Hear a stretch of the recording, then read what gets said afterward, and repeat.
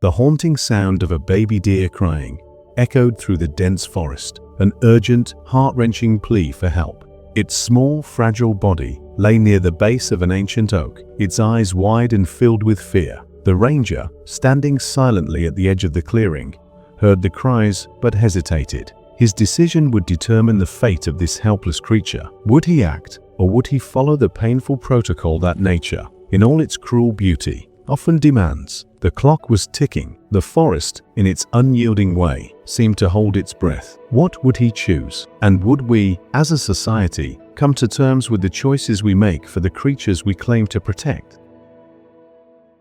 It is a warm spring morning in the heart of the forest, where sunlight filters gently through the canopy above, casting long shadows on the forest floor. The trees are alive with birdsong, and a sense of peace prevails. Yet the air carries a tension. Something is amiss. A lone figure, a seasoned wildlife ranger named Greg Morrow, walks silently through the underbrush, his eyes scanning the surroundings. He's seen it all: poachers, injured animals, the delicate balance of life and death that plays out in these wild places every day. But today, something feels different. The sound of a distressed animal reaches his ears. It's unmistakable, a baby deer, its voice high-pitched and filled with desperation. The cries grow louder, cutting through the usual forest sounds. Greg quickens his pace, navigating through the thick brush until he sees it, an injured fawn, lying motionless on the ground, its leg twisted at an unnatural angle. The young deer's mother is nowhere to be found, and in the world of the forest, that often means danger. Without its mother's protection, this fawn stands little chance of survival. But this isn't just any fawn. The area has been a haven for wildlife conservation efforts for years, and Greg knows that every animal, every life, is precious. He approaches the fawn cautiously. As he kneels beside the trembling creature, its tiny body shakes with fear and pain. The crying grows weaker, the fawn's eyes pleading, searching for someone to save it. The reality of the situation hits him hard. He has a choice to make. Should he intervene, risking further injury to the animal, or possibly even causing more harm in his attempt to help? Or should he allow nature to take its course, knowing that wildlife conservation protocols often dictate that intervention should only occur in specific circumstances? Greg stares at the fawn, its innocent eyes locked with his. The decision weighs heavily on him. The call for help is as clear as day, but what is the right thing to do? Greg Morrow is not new to these situations. He has spent over a decade working as a ranger in one of the most wildlife-rich regions in the country. His job is to protect, conserve, and ensure that the delicate ecosystem remains in balance. But when it comes to life and death decisions in the wild, there is no rulebook, no manual. Nature is unpredictable, and every choice comes with consequences. The policy Greg follows, like many other conservationists, is clear. Intervention is only permitted if an animal's survival chances are high, and if human assistance is likely to make a positive impact. But this fawn, lying helpless in front of him, is an edge case. Its injuries are severe, and its cries reflect the desperation of a creature on the brink of death. Yet, its chances of survival without the protection of its mother are slim to none. And Greg knows all too well that helping a wild animal is not as simple as it may seem. The forest rangers are trained to consider the bigger picture. How will intervening affect the broader ecosystem? Would bringing the fawn into a rehabilitation center disrupt its natural behavior, leaving it vulnerable when released back into the wild? It's not just about saving the individual, it's about preserving the natural order of things. But the cries of the fawn pull at his heartstrings. He can't ignore it. The thought of leaving the creature to fend for itself, knowing it has little hope of survival, is something Greg can hardly bear. Greg stands up, running his hands through his graying hair, frustration mounting. His mind races. He recalls past rescues, past decisions, each of them weighed against an invisible scale that never seemed to balance. Was this the right time to break the rules and intervene? Or was this simply nature doing its cruel thing? The cries continue. Greg's mind is a storm of conflicting emotions.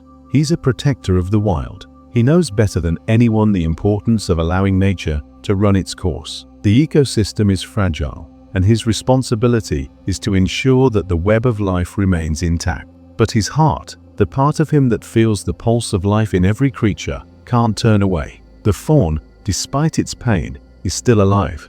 It's a testament to the strength and resilience of life. no matter how young or small. The instincts of the animal world are hardwired into every cell, but even those instincts can't help a baby deer alone in the wild with no mother to protect it. The fawn's mother should have been there, leading it to safety, but something had gone wrong.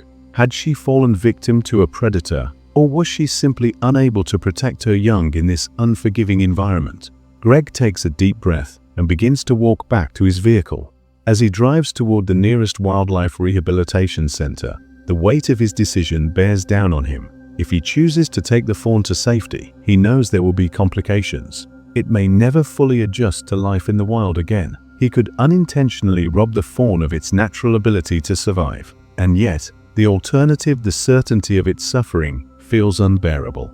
He arrives at the center, and a team of experts begins assessing the situation. They too face the same dilemma. Do they work to heal the fawn, or do they let nature take its course? The team moves quickly, performing first aid, stabilizing the fawn's leg, and monitoring its condition. But Greg can't shake the feeling that he's playing a dangerous game, one that could have unforeseen consequences. The debate over whether to intervene or let nature take its course is not just a personal one for Greg. It's part of a larger, ongoing conversation in wildlife conservation. The ethics of intervention are complex. The role of humans in preserving wildlife and the natural habitats where these animals thrive is one of the most debated topics in conservation science. Over the years, wildlife experts have developed a set of guiding principles to help them navigate these difficult situations. These guidelines are informed by decades of research, observation, and careful study of animal behavior. But the question remains, when is the right time to intervene? And when is it better to let nature follow its course? Some experts argue that intervention should only be a last resort. Animals that are injured or orphaned must face the realities of survival, as the consequences of tampering with nature can be far-reaching. By rescuing one animal, we may inadvertently cause harm to the ecosystem, disrupt the predator-prey balance, or interfere with the natural processes that keep wildlife populations healthy. On the other hand, there are those who believe that, given the human impact on natural habitats and ecosystems, habitats that have been ravaged by deforestation, poaching, and climate change, humans now have a duty to intervene in order to ensure the survival of species. The fawn's cries may represent the last chance for a creature that has no place to turn in an increasingly hostile world. Greg's decision and the subsequent steps taken by the Wildlife Center become a part of this ongoing debate. Was it the right thing to do? Only time will tell. Weeks later, the fawn, now named Willow, is thriving in a rehabilitation center, surrounded by other young animals in recovery. Greg visits regularly, checking on Willow's progress. The young deer has shown remarkable resilience, but it remains clear that Willow will never fully return to the wild. It has grown accustomed to human care, and its instincts, once so strong, have been dulled by the intervention. Greg reflects on the decision he made that day, a decision that will stay with him for the rest of his life. The pain of watching Willow struggle to adapt to its new reality is tempered by the knowledge that it may never have made it without the intervention. But the question still lingers: did he do the right thing? In the grand scheme of conservation, these moments of individual intervention are small, but they raise big questions. In a world where humans have disrupted so much of the natural order, where the wild is constantly shrinking, what role do we play in the survival of other species? The cries of one baby deer may fade away, but the questions it raises echo throughout the halls of conservation and the hearts of those who work tirelessly to preserve the wild. It is a reminder that the line between human responsibility and the untamed world of nature is a fine one, and the decisions we make today will shape the future of our planet.